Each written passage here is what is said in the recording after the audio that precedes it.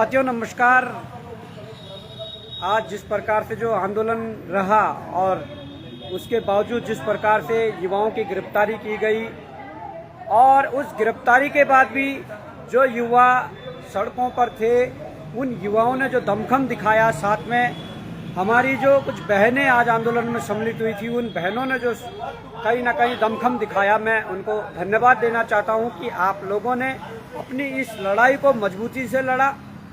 वो बात अलग है कि सरकार के अभी कानों में जूं तक नहीं रेगी है, परंतु आप लोगों ने जिस प्रकार का आज जो जोश जज्बा जो जुनून जो दिखाया है उससे ये साफ हो गया है कि ये लड़ाई रुकने वाली नहीं है। और हम भी यही चाहते हैं कि वहाँ से गिरफ्तारी होने के बाद उत्तराखंड सरकार या मुख्यमंत्री को इतना खौफ था, इतना भय था कि हम लोगों ने वहाँ पर ये ठानी थी कि अगर पुलिस यहाँ से उठाती है तो परेड ग्राउंड में होने वाले युवा सम्मेलन में ये युवा शामिल होंगे। परंतु दुर्भाग्य देखिए कि वहाँ से युवाओं को उठाया गया और उसके बावजूद युवाओं को आप देखिए, एक गाड़ी ऋषिकेश थाने ले गई, हमारी जो गाड़ी थी वो रानी पोखरी थाने ले गई। इस प्रकार से अनेकों गाड़ियों को दूर दूर अनेकों थानों में ले जाकर बैठाया गया। और अभी जस्ट 20 मिनट पहले हमें यहाँ सर्वे चौक पर छोड़ा है और अभी हम वापस आए हैं। परंतु मैं उन युवाओं से भी कहना चाहता हूँ, अपनी उन बहनों से भी कहना चाहता हूँ कि ये लड़ाई रुकने वाली नहीं है। जिस प्रकार से वहाँ जो वार्ता हुई उस वार्ता में उन्होंने कहा कि सोमवार को आयु सीमा का मैटर देखेंगे, सोमवार को जो लड़कियों की जो वैकेंसी है उसको ऐड करने का मैटर देखेंगे। तो मैं समझता हूँ कि सोमवार तक का वेट कर लेते हैं। परंतु अगर सोमवार को इन चीज़ों पर अमल नहीं हुआ, इस चीज़ पर कार्रवाई नहीं हुई, ये मांग पूरी नहीं हुई, तो मंगल या बुध के लिए आप लोग तैयार रहें, क्योंकि जब तक तोड़ेंगे नहीं तब तक छोड़ेंगे नहीं। इस उद्देश्य के साथ हम आगे बढ़ रहे हैं और ये जनहित का मामला है, जेन्युइन मामला है। इसके लिए अगर सरकार आगे नहीं आई तो सरकार को इसका खामियाजा भुगतना पड़ेगा। दूसरी ओर आज इस देहरादून के अंदर परेड ग्राउंड में युवा सम्मेलन हो रहा था। हमारे साथ के जो लोग हैं, हमें जिन्हें गिरफ्तार करके ले गया, इसके अलावा जो और लोग थे उन्होंने उस युवा सम्मेलन में जाने की कोशिश की। वहाँ पर आयु सीमा पूछी जा रही थी। जो युवा कह रहा था मैं 23 साल का, 24-25 साल का हूँ, उसे बाहर कर दिया जा रहा था। हाँ, जो 35-40 साल के थे उन्हें अंदर कर लिया जा रहा था। क्यों? क्योंकि उन्हें पता था कि जो इस एज आयु सीमा के हैं 24, 25, 26, तो उन्हें पता था कि ये कहीं ना कहीं आंदोलन से आ रहे हैं और अंदर मुख्यमंत्री का विरोध कर सकते हैं। परंतु ठीक है, इस कोशिश के लिए पूरी उत्तराखंड सरकार ने, पूरे पुलिस प्रशासन ने इस परेड ग्राउंड को छावनी में तब्दील कर दिया था। पर युवाओं की ये हार नहीं है। युवाओं ने जो गिरफ्तारी के बाद जो वापसी में जो दमखम दिखाया है, मुझे लगता है कि ये लड़ाई और मजबूती से लड़ी जानी चाहिए और इस लड़ाई को मजबूती से लड़ेंगे, ये आपको विश्वास दिलाते हैं। और आप लोग इस लड़ाई को लड़ने के लिए अगर सोमवार को वार्ता होती है और उस वार्ता में कोई निष्कर्ष नहीं निकलता है तो मंगल या बुध के लिए आप तैयार रहें। आप लोगों को अवगत करा दिया जाएगा और जो लोग आज रैली में शामिल नहीं हुए थे वो लोग भी इस ओर ध्यान दें कि ये लड़ाई जीने मरने की लड़ाई है, ये लड़ाई आपके रोजगार की लड़ाई। इस लड़ाई में आपको सम्मिलित होना पड़ेगा। उसके साथ साथ कल हरिद्वार में मूल निवास भू कानून की जो रैली होनी है उसमें आप लोग सम्मिलित होइए। इस प्रदेश को बचाने की लड़ाई है, इस प्रदेश के अस्मिता और अस्तित्व की लड़ाई है। साथ में जिस प्रकार का जो प्रकरण सचिवालय में जो चल रहा था, उस प्रकरण में जो पुलिस ने मुझे नोटिस तामील किया था, उसको देखते हुए हम आज कोतवाली नगर देहरादून में हम गए और अपने बयान दर्ज करवा दिए गए हैं। और आगे की जो लड़ाई है, मुझे लगता है कि उस लड़ाई को मजबूती से तब लड़ा जा सकता है जब हम सब मिलकर लड़ेंगे। तो साथियों, ये विश्वास आप रखिए कि हम मिलकर लड़ेंगे और कहीं ना कहीं सरकार को ये मांगे माननी पड़ेंगी, सरकार को ये बातें माननी पड़ेंगी, जिससे कि यहाँ के युवाओं को न्याय मिल सके। तो तमाम साथियों को मैं यही कहना चाहूँगा कि आज की रैली के लिए, समर्थन के लिए आए आप सभी, धन्यवाद। और आगे जब भी कॉल होता है, क्योंकि अगर ये मांग नहीं मानी गई तो जल्दी ही तुरंत कॉल होना है और उसमें आप सभी आइए और इस रैली को मजबूत करें। जय हिंद, जय भारत, जय उत्तराखंड।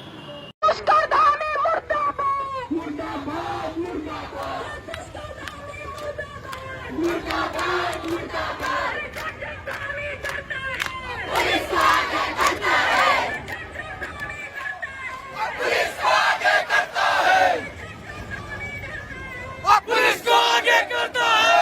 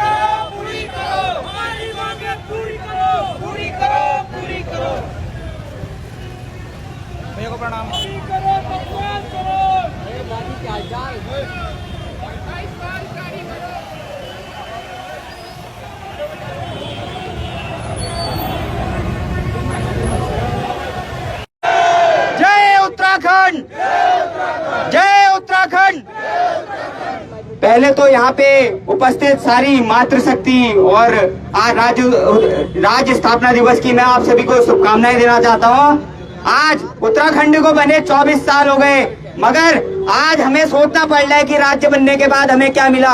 हम लोगों को रोजगार मिला? ये सवाल आपसे है, हमें रोजगार मिला?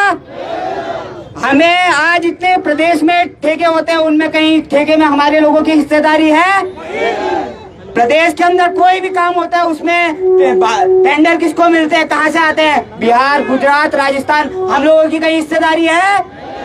तो आज प्रदेश में हम लोगों की क्या स्थिति है, ये हमें समझना होगा। और जो धामी जी बार बार कह रहे थे आप लोगों के बीच में, यहाँ बहनें बैठी हुई हैं, धामी जी एक विधेयक लाए थे 50% महिलाओं को आरक्षण मिलेगा। ये बताओ धामी जी, 50% आरक्षण की बात कर रहे थे, क्या इस पुलिस भर्ती में 5 सीट महिलाओं के लिए रखी है? ये सवाल आपसे, 5 सीटें हैं क्या इस भर्ती में? है क्या? इधर से बताओ। अब बताओ धामी जी तो झूठ बोल रहे थे, 50% बोल रहे थे, या तो 5 ही नहीं है। तो ये सच्चाई है।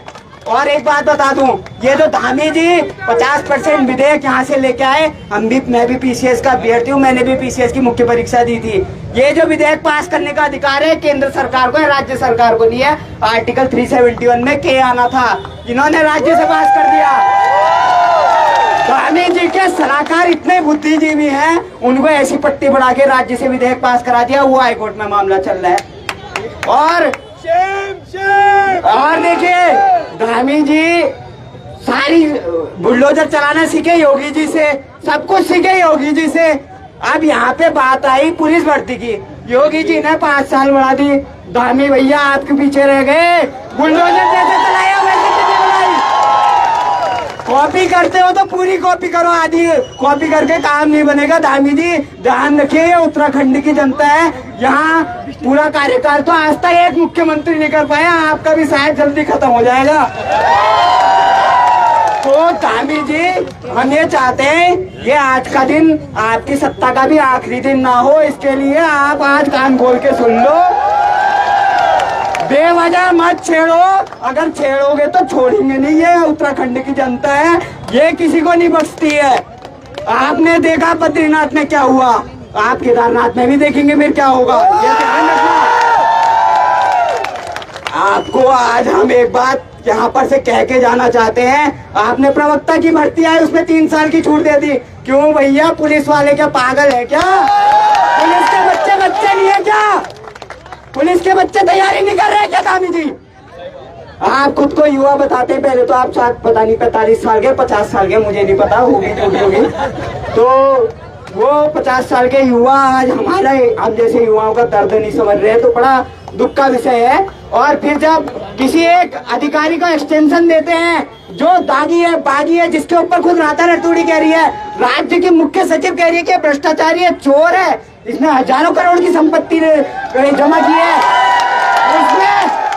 उसमें जब सवाल पूछने बॉबी पवार जाता है, उससे क्या पूछते हैं? भैया तू कौन है? तू आम आदमी? अरे आम आदमी की शक्ति दिखाई हमने, 1,70,000 लोगों का प्रतिनिधि है, ये ध्यान रखना।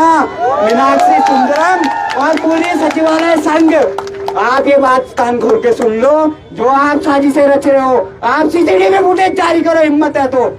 और एक बात और बताना चाहता हूँ, ज्यादा परेशान करोगे, आज तो खाली सचिवालय में प्रेम पूर्वक गए थे, आगे से हर जिले के जिलाधिकारी कार्यालय से लेके जीना हराम कर देंगे। युवा प्रदेश के सब पढ़े लिखे रोजगार, यहाँ जो बैठे हैं ये कोई अनपढ़ भाजपा के अंडल मंडल या कमंडल के लोग नहीं है, ये कांग्रेस के कोई अर्जित फर्जी कांग्रेस के ऐसे नहीं है जो हाकम सिंह से जुगाड़ लगा के नौकरी में लगने की तैयारी कर रहे हैं। ये सब वो लोग हैं जिन्हें संविधान का आर्टिकल 19 भी पता है और 21 भी पता है। ये वो लोग हैं जो अभिव्यक्ति की आजादी भी जानते हैं, और जब लाठी चार्ज होता है तो मानव अधिकार आयोग का दरवाजा खटखटाना भी जानते हैं धामी जी। तो धामी जी अनपढ़ मत समझिए, हम सब पढ़े लिखे लोग हैं, मैं भी पीएचडी का स्टूडेंट हूँ, आप ये मत समझिए आज यहाँ पर जो है अनपढ़ लोग बैठे हो या ये ऐसे लोग हैं जो नेतागिरी कर रहे हैं। धामी जी ये ध्यान रखिएगा, एक बॉबी पवार इनको इतना भारी पड़ गया कि आज पूरा सचिवालय का आइए ध्यान रखो धामी जी, एक बॉबी पवार इतना भारी पड़ रहा है, यहाँ तो इतने बॉबी पवार खड़े, अगर ये आ गए। आज तो मीनाक्षी सुंदरम भागे भागे फिर रहे हैं, पता चला IAS के सारे अधिकारी, सारे PCS अधिकारी भागे भागे फिर रहे हैं, जान बचाते फिर रहे हैं कि हमारे काम अगर नहीं होंगे तो जनता दौड़ाएगी, ये ध्यान रखना। और हम महेश जीना नहीं है जो टेंडर के लिए नगर निगम में आपको थप्पड़ मार दे और कहे दबाव बनाकर कहे कि ये टेंडर हमें दो। टेंडर के लिए दबाव बनाया तो बताओ क्या बॉबी पवार ठेकेदार था क्या? ठेकेदार था तो ठेकेदारी का टेंडर तो वो जारी करो ना, इस ठेके के लिए आई था बॉबी पवार। तो ये जो साजिशें है हम सब जानते हैं, और ये ध्यान रखना कि अगर हमारी मांगे नहीं मानी, जो 2024 में 1,70,000 था ना, वो तो ट्रेलर था। अगली बार ये ना हो 70 की 70 विधानसभा हमारी हो और प्रदेश का मुख्यमंत्री बॉबी पवार हो। उस टाइम मिलेंगे मीनाक्षी सुंदरम आपसे, और फिर निपटेंगे उस राज्य विरोधी एक IAS अधिकारी से। आज उनको हम बता के जाना चाहते हैं। आज आपने बोला है ना कि बॉबी पवार कौन है, 27 में दिखाएंगे बॉबी पवार कौन है। 27 का इंतजार करिए, दिन हमारा भी आएगा, और जो लाठियां हम पे पड़ी है ना, खुद समेत लौटाएंगे। आज इस मंच से कह के जाना चाहता हूँ। और तब एक बात आप लोगों को ये आश्वस्त मैं यहाँ से करके जाना चाहता हूँ कि तब ऐसे धरने की जरूरत आपको नहीं पड़ेगी जिस दिन प्रदेश का मुख्यमंत्री बॉबी पवार होगा। उस दिन एक फोन होगा कि IOC में 5 साल बढ़ानी है, बॉबी भाई बोलेंगे 10 साल बढ़ाएंगे। तो ये जो मांग और ये जो सरकार है जो ये सोच रही है कि हम प्रदेश के युवाओं को दबा देंगे, डरा देंगे, मुकदमों से डरा देंगे। लगाओ, एक मुकदमा लगाओगे 4 बॉबी पवार खड़े होंगे, 4 लगाओगे 50 खड़े होंगे, 50 लगाओगे 1000 खड़े होंगे। हम डरने वालों में से नहीं, हमने भी उत्तराखंड की माटी में जन्म लिया है, देवभूमि के सपूत हैं हम, कुपूत नहीं है। धामी जी ये ध्यान रखना, हमने टेंडरों में कमीशन लिखा है और हर एक ठेके की जानकारी है। जरूरत ना पड़े कि हमें एक एक बात खोलनी पड़े कि इस जगह से कितनी पत्ती आ रही है, हमको सबको सब पता है। मजबूर मत करो, जो डिफेंस कॉलोनी में आपका मकान बन रहा है उसके ऊपर हम लोग पत्ते खोले, या केदारनाथ जाके ये युवा कैंपेन करे। आप मजबूर करोगे, ये सारे युवाओं को लेके हम आगे आप केदारनाथ जाएंगे और आपकी ईंट से ईंट बजा देंगे अगर आप लोग ये ऐसा करेंगे। तो अगर आज गिरफ्तारी होती है, कौन कौन गिरफ्तार होने को तैयार है? पुलिस की भर्ती की उम्र सीमा किस किस को चाहिए? कौन कौन ये मानता है कि प्रदेश के भ्रष्ट नेताओं और इन भ्रष्ट अधिकारियों का इलाज पेटेंट तरीके से उन्होंने तो जूता नहीं मारा, जूते में चप्पल मार के कौन कौन चाहता है? तो धामी जी ये देख लीजिए, ये अकेला पीयूष जोशी या बॉबी पवार की टीम ने बोल ली है, इनका हमसे लेना देना, हमारे भाई बहन है वैसे तो लेना देना क्यों नहीं है, आपसे लेना देना नहीं है, क्योंकि आपका लेना देना तो उन ठेकेदारों से है जो पेटी लेके सचिवालय जाते हैं। और आप बात करते हो सचिवालय में एंट्री बैन करा देंगे, एक बॉबी पवार की एंट्री बंद कराओ, हर एक आदमी बॉबी पवार बन के घुसेगा, परेशान हो जाओगे तुम लोग। कल से अगर हमारी मांगे नहीं मानी जाती, उत्तराखंड पुलिस से हम लोग ये कहना चाहते हैं, अब भी अगर तुम्हारा खून नहीं खोला, ये खून नहीं ये पानी है, प्रदेश के काम नहीं आए तो तुम्हारी बेकार जवानी है। तो ये सब लोग वही है जो कल को तुम्हारे साथ बैठे, आज लाठीचार्ज या ऐसी कोई हरकत करके ऐसा ना हो जब ये लोग तुम्हारे बीच में पुलिस के अधिकारी बने तो शर्म से आके नीचे करनी पड़े। आज यही कहकर अपनी बातों के विराम देना चाहता हूँ कि अभी तो ली अंगड़ाई है, आगे और लड़ाई है, अभी तो ली अंगड़ाई है, आगे और लड़ाई है, लड़ेंगे जीतेंगे, लड़ेंगे जीतेंगे।